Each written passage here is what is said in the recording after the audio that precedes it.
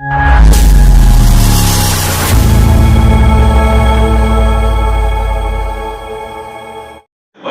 لب اپنے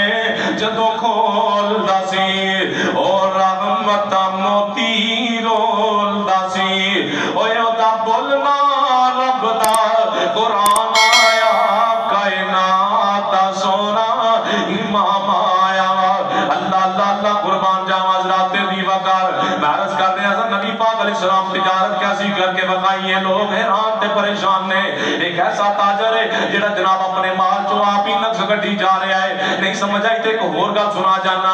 ایک باری نبی پاک علیہ السلام اونٹاں دا اجڑ لے کے بیچن واسطے چلے گئے نے منڈی دے اندر پہنچے نے نبی پاک علیہ السلام نال ایک اور بندہ بھی ہے اللہ دے محبوب پیغمبر السلام نو کو کام پہ گیا ہے کسے کام دے نال منڈیوں باہر نکلنا ہے تے نبی پاک علیہ السلام نے اپنے ساتھی کو مخاطب فرمایا ہے آقا فرماتے ہیں یار کول سن لے اے اونٹ دے اندر خامی موجود ہے اونٹ دے اندر خامی موجود ہے اے 2 میل سفر کرتا ہے تے جناب پٹھا کھچ کرتا ہے اس واسطے جناب اگر کوئی لہن والا آ جائے وہ دینا سودا خامی دس کے کر لویں وگر نہ سودا نہ کریں اللہ دے محبوب پیغمبر سلام نصیحت کر کے چلے گئے نے واپس آئے تے اون دیاں نو بندے نو گل بھول گئی ہے انہیں جناب سودا کر دتا تے ان سارے فروخت ہو گئے نے اللہ دے محبوب پیغمبر سلام نے فرمایا سودا کر لے جی محبوبہ کر لیا ہے فرمایا نفس دسیا سی نہیں محبوب نہیں سی دسیا فرمایا کتوں ہے سر بندے فلانی علاقے جو آئے سن اللہ دے محبوب پیغمبر سلام نے فوری طور تے گھوڑے دا انتخاب فرمایا گھوڑے تے نبی پاک علیہ السلام سوار ہو گئے کئی گھنٹے سفر کر کے جناب قافلے نوں ملے نے